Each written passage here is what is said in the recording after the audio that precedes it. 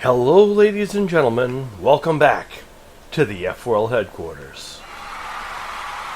Oh, you're too much. You're too kind.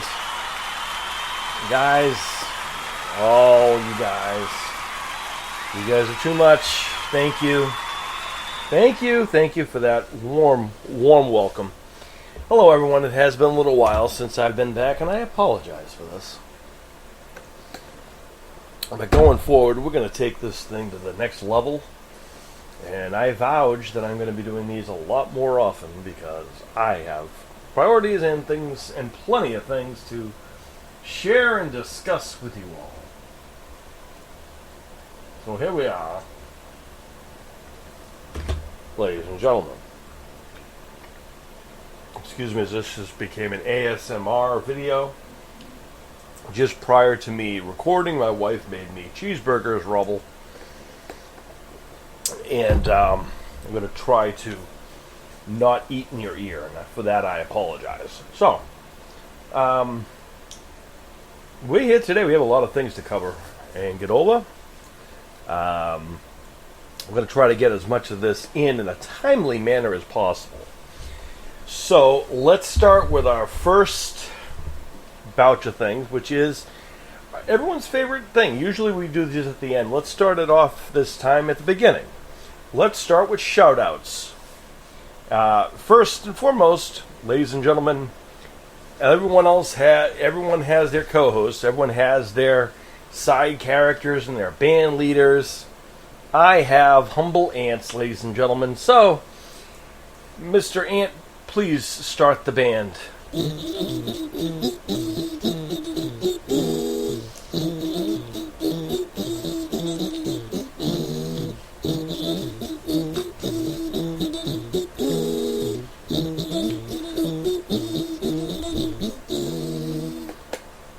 Alright, everyone, we are here to do some shout-outs. Shout-outs, ladies and gentlemen. That's right, enough of that. Let me tell you about today's shout-outs, and then you can feel free to cheer as much as you'd like. First and foremost, we want to give a shout-out to Gus Jeffers, who is attempting to become an opening act and so forth in a contest currently.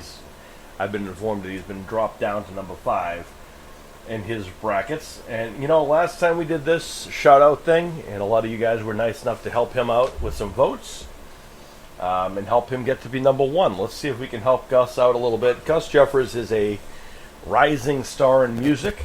And you know us, on this show we like to celebrate people who go out there and try to accomplish their goals, no matter what it is.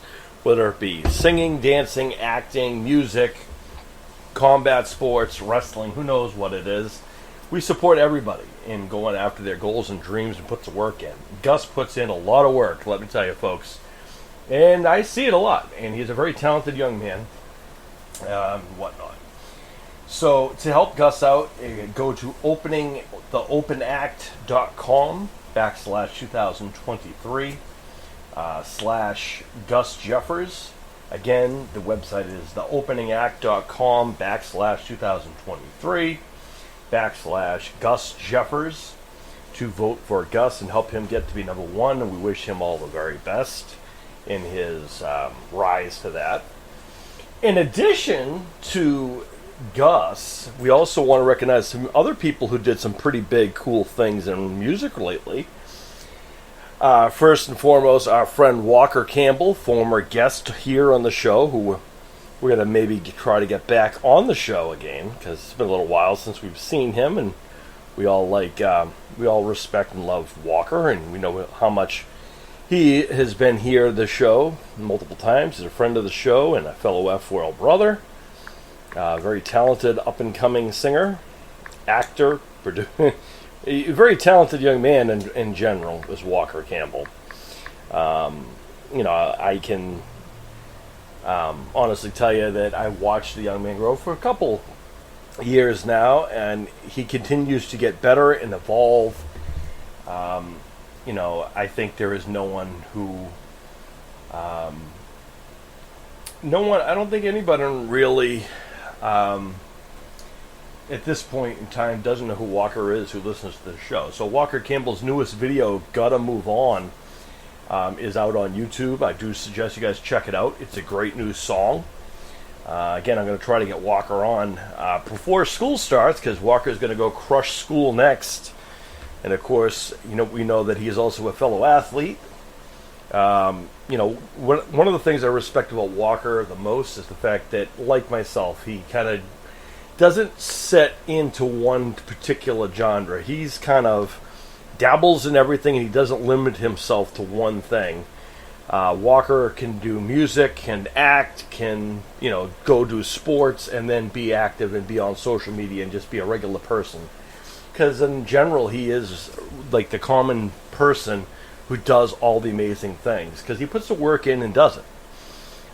He travels and he does this, that, and the other thing because he's earned those things, and he puts the work in to getting those things done. And again, he doesn't fit into a category. He's not just a singer, just a songwriter, just a dancer, just a band member, just a sportsman, just an actor. Walker kind of doesn't limit himself to one specific genre. He kind of dabbles in everything, and we respect that. I respect that because I know how that is. It's not easy to do. But big shout out to Walker Campbell. He's doing some big things in music still. He does have a group now, which we're going to chat about maybe someday. On another episode, maybe we'll do a shout out on them. Very talented people within his group. Three of the most talented people, honestly, in that age range and so forth, on a rising star thing. So, big shout out to them. Hope they do well and whatnot. But since we're talking about music and giving updates and so forth, I do also want to give a quick shout out to everyone's favorite punk rocker, and of course that being Elliot Fulham, a very talented musician and songwriter. He is a young man who I watched grow since a very young person. I've known his family for years thanks to the Monster Mania convention. I know his crew. I know his mom and dad, and I adore them. I think they're amazing humans. Elliot is an amazing human, and they all stay humble, and they don't make themselves to be more than they are. They live in the moment, and they take the advantage of every moment and every opportunity that life gives them, and I give them all of the credit in the world. I've actually had the opportunity to actually see Elliot perform live, and actually that's what kind of helped me get to do the stand-up comedy that I'm doing now. So that's ultimately thanks to Elliot Fulham coming to do a show down near me, and ultimately that's where I've been doing comedy. So Elliot, he just came out with a new music video and a new song called Remember When. It's really, really artsy. I really like it. Very creative and innovative. Also, End of Ways is also really, really good. By Elliot. Elliot keeps revolving. My daughter says he reminds her of Bob Dylan meets Kurt Cobain, but in the most respectful way. She likes Elliot. I think has a lot of respect for him. We respect him. We think he's tremendous. And Elliot's a good kid, and hopefully at some point we can have him on the show as well. Because it's been a little while, and I don't think we've had Elliot on this show. But he is quite the presence, and I'm wondering if two strong personalities on the same show. I'm wondering if maybe that's the reason we haven't had him on yet. His fate. I don't know if the world can handle two of us on the same show at the same time. But we're going to find that out, because Elliot is a very, very, very charismatic young man, and he's just a natural human being, which is an amazing thing. Speaking of some people, you guys know I mentioned some stand-up comedy that I've been returning to stand-up comedy, and of course, one of the things a lot of people may or may not know is that way back in the day. And no, it's not Wednesday. Today's Talking Tuesday. But an old friend of mine from way, way back when I was young, is a person from my neck of the woods named Dane Cook. I don't know if you've heard of him. He's a comedian out of Boston. And what I think I respect the most about Dane Cook is the fact that he doesn't forget his roots. And it doesn't matter where he goes in the world or how big he gets. He doesn't forget where he came from. And he doesn't forget how he got there. A lot of people can choose to hate on Dane for whatever reasons you guys might think you have. But I can tell you that I've never had a bad interaction with Dane. I've known Dane for a long time, before both of us were huge. I think one of the things that strikes me about how proud I am is I was there for his very first time selling out the Fleet Center back in the day, which now is called the TD Garden. And I was there for the taping of his first special called The Vicious Circle, to watch my friend on stage do something that I knew he was destined for. And then years later, when my son and I run a YouTube wrestling show, my son said we should build him and add him to our wrestling show. Just the fact that he has generated so much respect from our family and so forth, that we have, evolved him into our wrestling world. One of the things that we used to joke around a lot about is, he wasn't really into the whole wrestling thing as much as I was. But one of the things we both agreed upon was looking at things in a light atmosphere and having a similar outlook on things. So shout out to Dane Cook, who has a podcast, by the way. Give Dane Cook a listen to. He has a podcast, and of course, he just recently went to go see Metallica live, which... I don't know if you guys have ever seen Metallica live. It's an amazing show. I've seen them a few times, and actually next August, I plan on bringing my daughter for her first time to see Metallica live. And I said my daughter because, unfortunately, my son and my wife are not into the whole pyrotechnics and the loudness.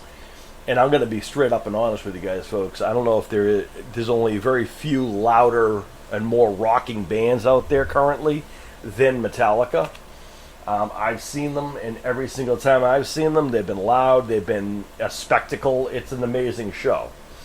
And it's quite the significant show, let me tell you. I mean, from what Dane had posted, he looked like he had a blast. And I expect nothing less than from, Metallica to put on that kind of a show. And I'm hoping to, share that with my daughter, because she actually likes concerts and she doesn't mind pyrotechnics and whatnot. So we look forward to starting a tradition, my daughter and I, next August, and that'll be, of course, for her birthday. Oddly enough, this birthday, for my son, who's turning 21 in November, we're going to be going to see Dane Cook perform in November. My daughter and I had seen him a couple of years ago, but now we're going to go see him again. And... maybe we'll say a quick hello and catch up real quick and introduce our son, who, again, he's going to be turning 21, so, maybe we'll have to... Dane's usually good with playing pranks and stuff. We might have to get him involved with that. But shh, don't tell my son. But speaking of my son, I want a quick shout out to him because, as you guys know, I do Jazz and Sons Dream Matches, which is how Icons of the F4L came to be.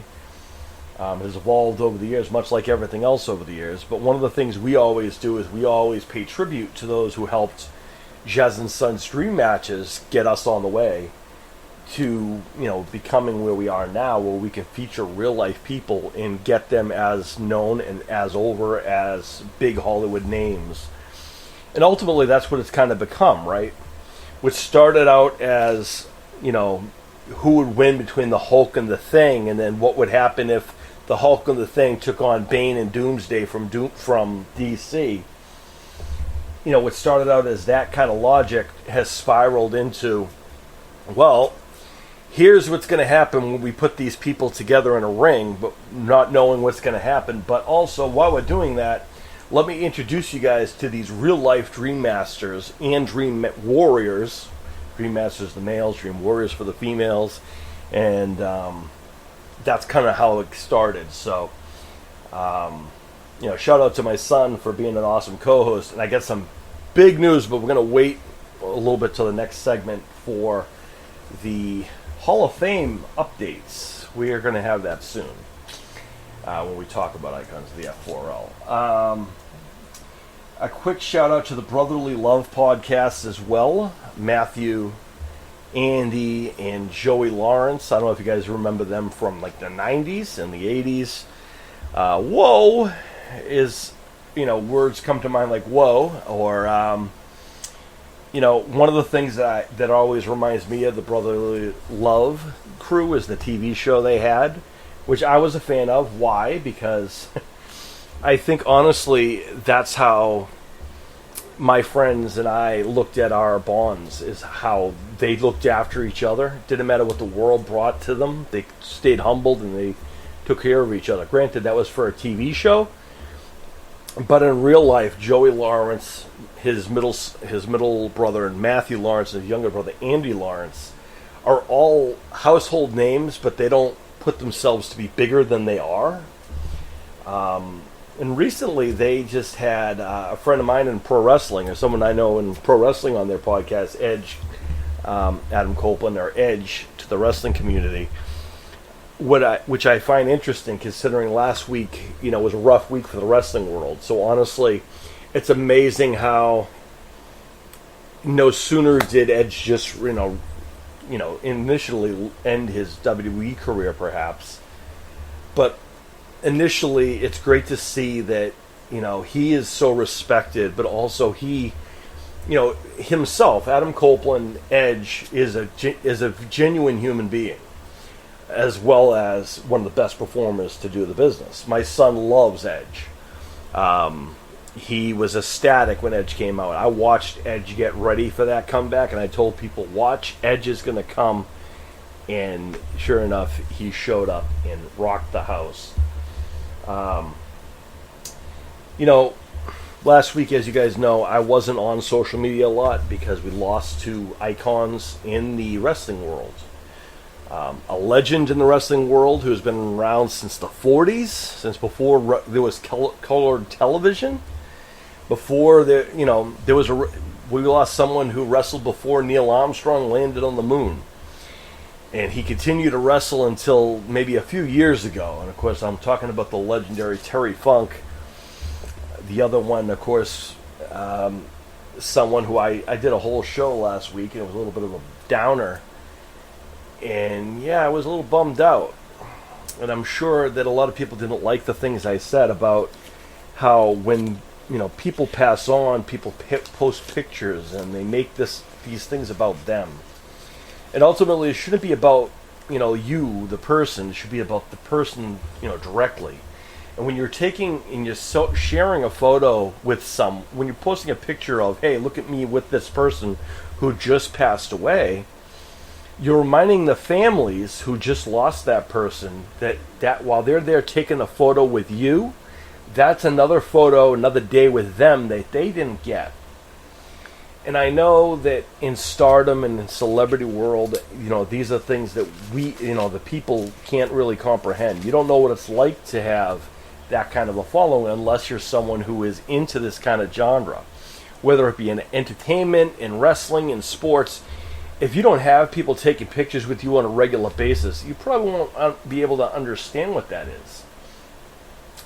But there's pros and cons to be getting, a notoriety. There's pros and cons to becoming, quote, icons of real life. And one of the things you have to sacrifice is, one, your privacy, and two, unfortunately, a lot of the times it's the families of these people who actually take the less. They're the ones who get hurt the most because they're not around as much. They don't get to see them as often. Why don't they get to see them? They don't get to see them because of the fact they don't get to see them for the simple fact that they're working, they're doing something to help the family out. They understand that, but in the same sense, it's still sad for them because that's a moment without them that they're not going to have. And I don't want to sound like Debbie Downer as far as that goes, but that was where I was coming from. That's why I don't generally post rest in peace so-and-so on social media. Because in all honesty, I've done that so many times. Or in general, we go through it so often that you lose track, and it just doesn't feel right. And then I think it's disingenuous. I feel it's disrespectful when people like that someone passed away. And if you don't like the post that the person passed away, then you're disrespectful to the person who passed away. And that's not right either. So it's best not to post it at all and just honor them in their own little way. I wasn't on social media the weekend because I needed some time to kind of get clarity. I went bat watching the other day, one of my favorite activities to do that. And after, doing that and honoring people and so forth, we're back to, right back to business as usual as of yesterday. So there's that. So, excellent. So that's my shout-outs. Well, I do have some more shout-outs, but we're going to save the next group of shout-outs for the next segment. So, let's get ready, ants. Let's take a trip.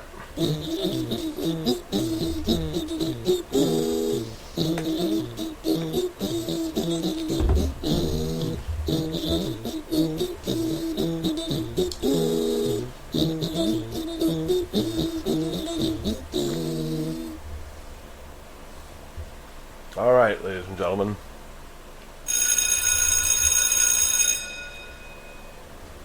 All right. So, ladies and gentlemen, so this segment here, we're going to talk about Monster Mania that's coming up in a couple weeks. A couple weeks. It's in October. But to me, that feels like a couple weeks, and I'm already past this month. And those people who don't know, I'm not overly fond of the month itself. If you don't know why, we'll wait till October till I do that show, because I'm sure I'm going to do one in October to address that.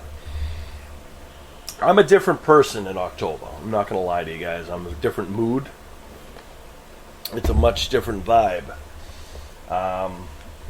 It's down to those seasonal things, folks. Unfortunately, when you've come to be my age and you've seen a lot of the things and been through a lot of the things that I have, if you can, kind of pinpoint a lot of the biggest, most crucial moments, and they segment around a certain month, you tend to have a tendency to not be overly fond of it. And October is my bane of existence. It seems like October has it out for me. As if a month can have some type of decision on how something goes. But anyway, I digress. So here's the question I want to propose.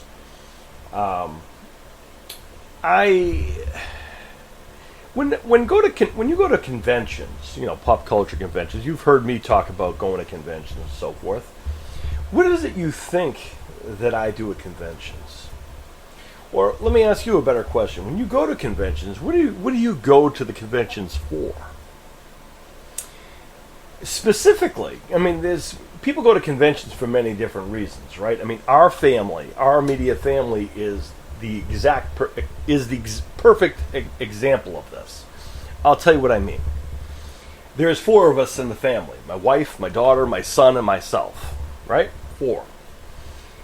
Myself, I like to give thanks to those who have inspired me to get into the business, and I like to, pay respects and also, mingle with the support with the elite, if you would.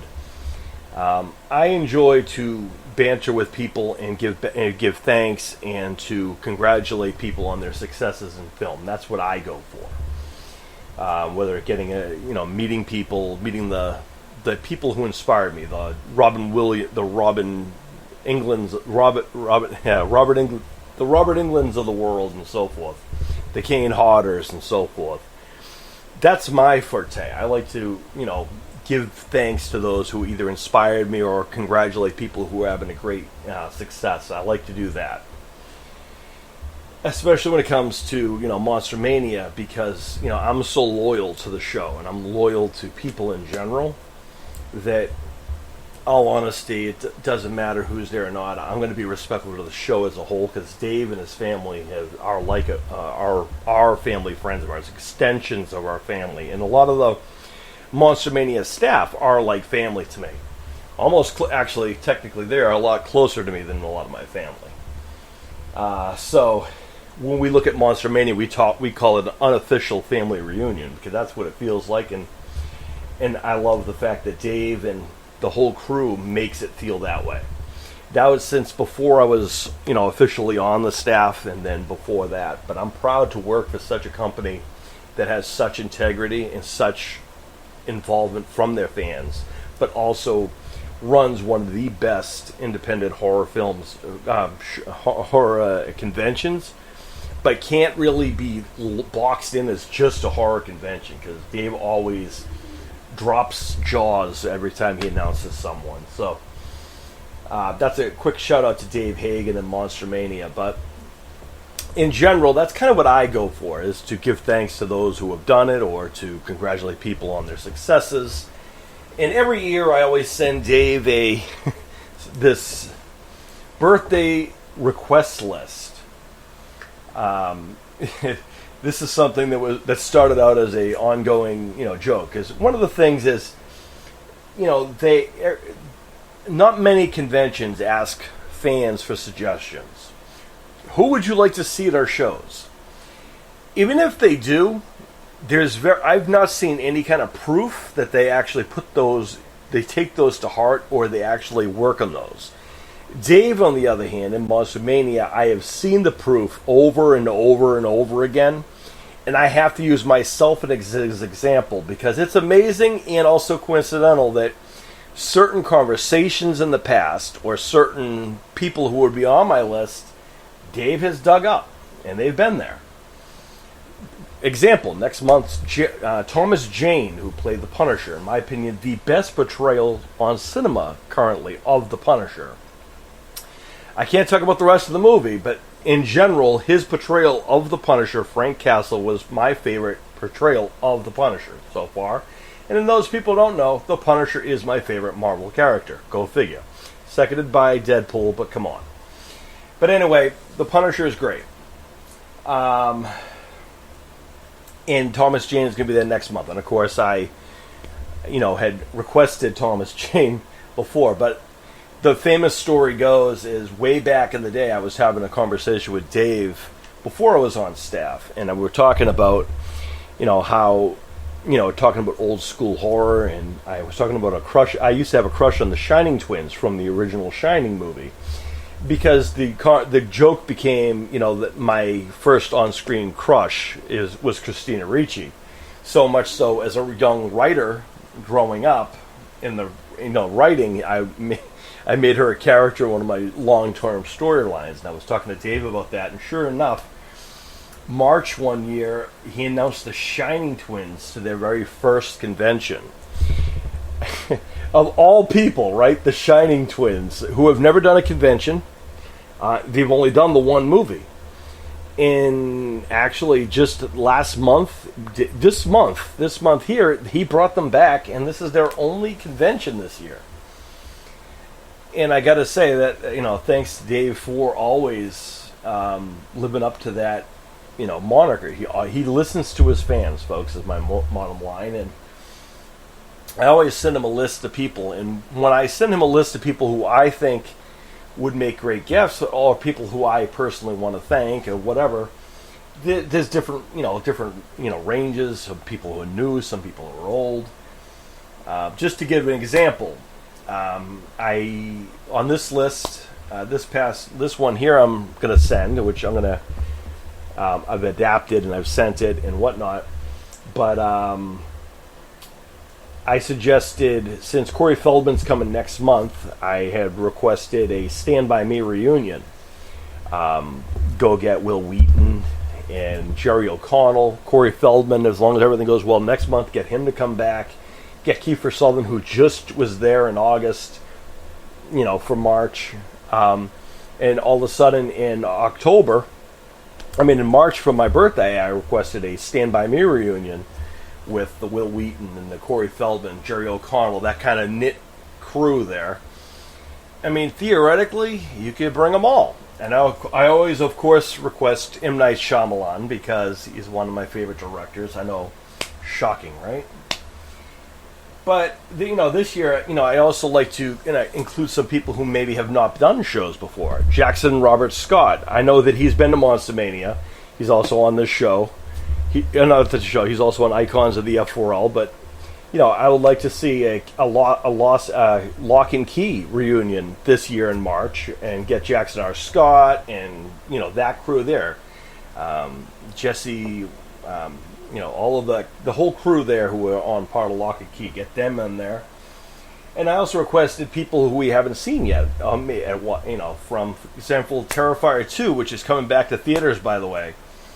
At least we'll have something good to watch.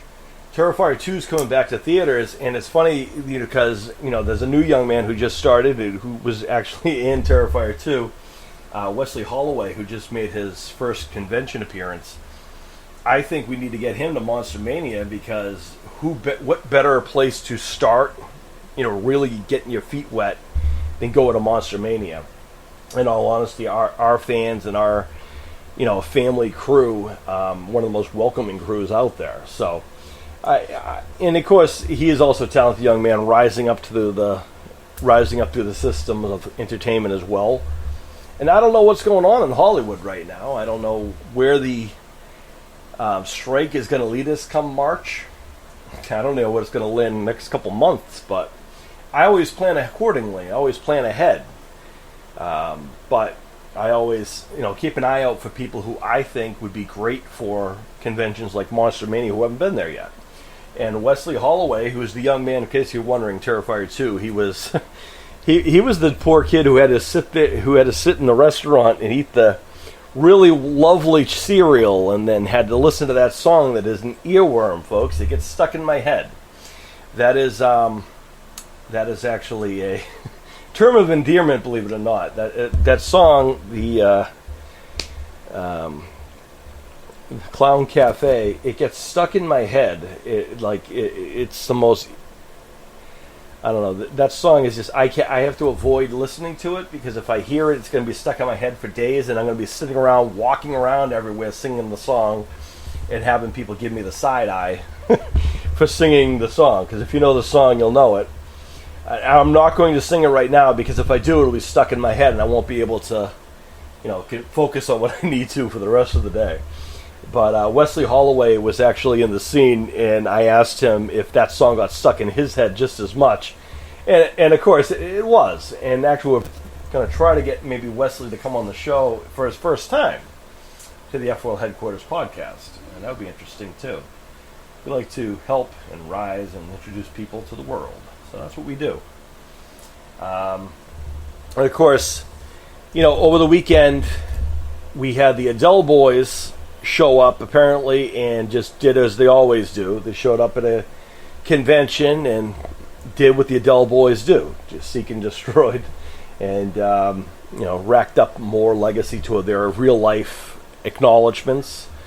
Mason, Ty, and Anthony Adele, absolute monsters in real life, and their portrayals on our show on Icons of the F4L kind of is mirrored as the persons they're mirrored after.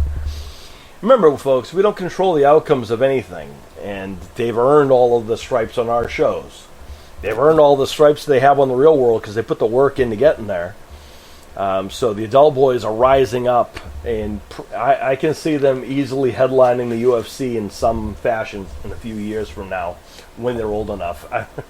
They might even, UFC might have to start a new column and have all of these icons that we have on our show there, because we have some of the top talent in combat sports on our roster. That of course is Icons of the F4L, but we're going to wait to talk about that until our next segment. But yeah, quick shout out to the Monster Mania crew, and Monster Mania is coming up in a couple weeks, and we'll be having, I'll go over who's going to be at Hunt Valley and the rest of it in the next couple shows. And as well as, I can tell you this, as a free giveaway, I will be at all Monster Manias as well. So if you go to Monster Mania, you're going to see me. So that's a given, because that's my family away from my family, and if you're coming to Monster Mania, I include you into that crew. So unless you prove otherwise, that's what I do. And there you go. So, quick shout out to them. We hope they're doing well. Well, maybe we'll have to get Dave to come on the show. I can also tell you, we're currently working, my son and I are currently working on a special anniversary show. And also this month, well, not this month, next month, September, we have 2 new arenas that are going to be debuted. We have a Deadly Grounds arena based upon our friends at the Deadly Grounds vendor at Monster Mania, and we also have a Brutalities arena, which is a tea made with tea in mind by our friends at Brutalities, because both are great. And they're always included in that whole Monster Mania feel and family.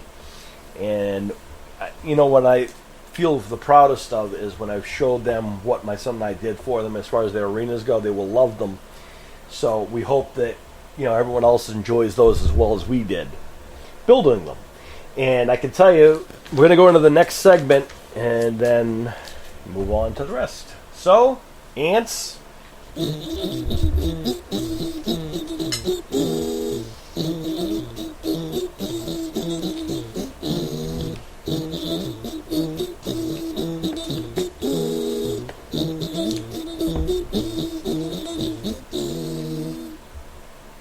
All right, here we are. So here's our last segment. Let's start with this. All right, folks. Yes, that's a strike, folks. So, folks, some people might not know. One of the activities I grew up with and being involved with was being part of an adult candlepin league as a very young teenager. For those people who don't know, bowling, I'm sure everyone probably knows what bowling is, or you think you know what bowling is. But here's the thing. In my neck of the woods, we have a different type of bowling altogether. We have what's called candlepin bowling in my neck of the woods. We also have a thing called duck pin bowling. I know, everyone who's listening right now and you hear bowling, you're like, what the heck is he talking about? Well, here's the thing. Candlepin bowling is a regional thing. It's kind of a New England tradition. And of course, people know I'm from New England, so that's what I kind of grew up with. So I've always been part of a candlepin bowling league. Now, candlepin bowling, if you would, picture balls a little bit. Picture a bocce ball, in a ball about the size of a bocce ball, and you throw it at the pins that are shaped, small and narrow, tall and narrow. Having the resemblance of a candlestick, hence the name candlepin bowling. And, like 10-pin, which is traditionally speaking what everyone in the world knows as bowling. That's the big balls. You put your fingers in the hole and you throw it down the thing. Well, candlepin bowling isn't done that way. There's no holes to put in because the ball fits in the palm of your hand, much like a bocce ball. It's about the size of a bocce ball. So it fits in the palm of your hand, and you throw it like you would pitching softball, if those people, or bocce. But you're doing that at candlepins that are about the size, that, like I said, are tall, slender, resemble candlesticks. But there are 10, just like, traditional, any other bowling. And, of course, the object is to knock the pins down. Whoever gets the most pins down wins. But the difference between candlepin bowling and 10-pin, other than, the mere physicalness of it, 10-pin, which everyone knows, again, I just talked about the ball difference. The balls are smaller. Again, they're about the size of a bocce ball. So they're, small, picture a small cannonball, if you would, or a softball. And it weighs about 3 pounds, maybe at the most, 2 to 3 pounds for a ball. And it fits in the palm of your hand. There are no holes to put in your fingers in, and you use your wrist to bowl. Where in 10-pin, traditionally, you have a bigger ball ranging in weight, 7 to whatever pounds, and you put your fingers in the hole and you use your arm to bowl.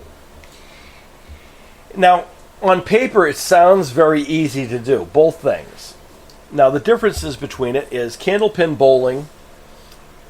When wood falls, they leave the wood on the thing, and you can actually use the wood that's on the lane. So the rules go, if the pins that fall are in the lane, you can actually hit those pins to take out any pins that are remaining standing.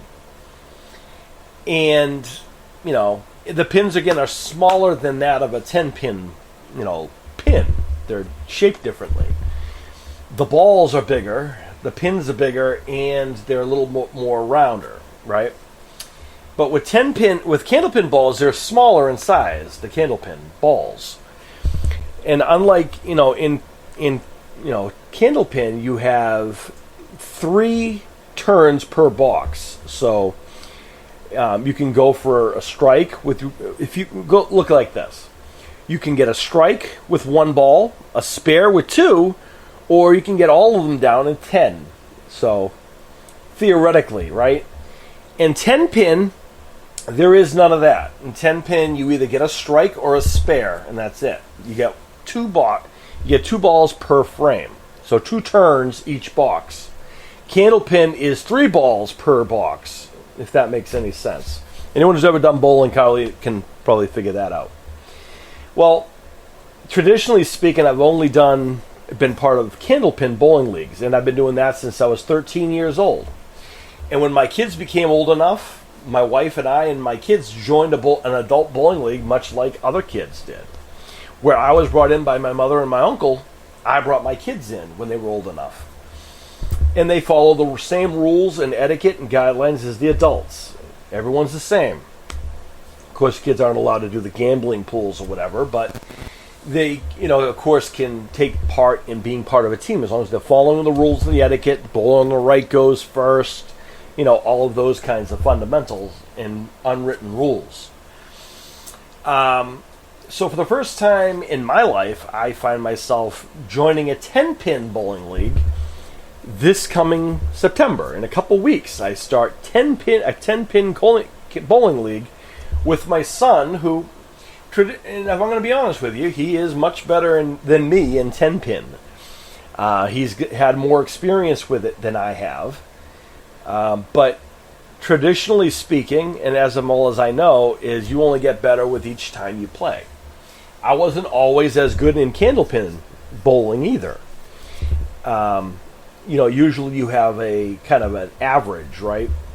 How many pins you get on an average? Your end score is in all 3 games. Well, you have an average. So my average in candlepin, got up pretty high in that sense, but not astronomical. 10-pin, I'm kind of starting over because traditionally speaking, it's going to take some time to get used to between throwing with my wrist versus my arm and whatnot. But you know what? As I say this, I'm going to do it with my son and some family friends of ours. So we're looking forward to that challenge, and we look forward to doing that on Mondays. So on Tuesdays, I'll have reports for you to let you guys know how that's going, because that's what I do. And as of tonight, if you're not doing anything and you're in the Providence area, I will be doing stand-up comedy tonight at the Askew in Providence.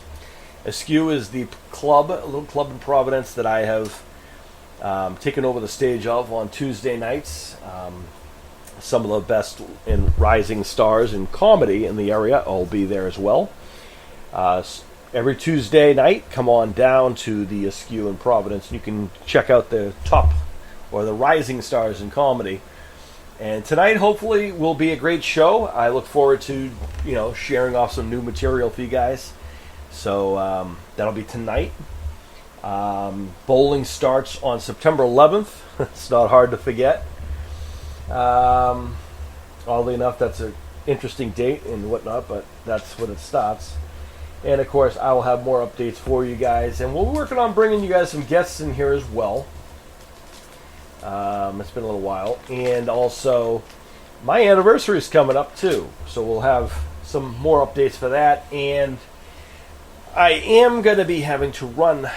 Unfortunately, this is going to be a short episode today, but I do want to say, you know what? We got a lot accomplished today. We had some shout outs. Quick thank you to everyone who has sent messages of support and whatnot. I appreciate it.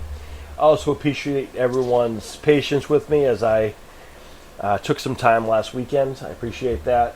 But it's time to get the ball back rolling again. Over the next couple of days, I'm going to be getting things ready for the next one of these. Maybe getting a guest for you guys. Also, planning the next, September 4th will be here, which means Icons of the F4L are taking over YouTube again. So we'll see what's going on there and more. So everyone, I got to get ready because it's almost time for me to leave to get ready for doing stand-up comedy tonight at the Askew in Providence. Come down. In the meantime, may all your dreams come true. Peace, everybody.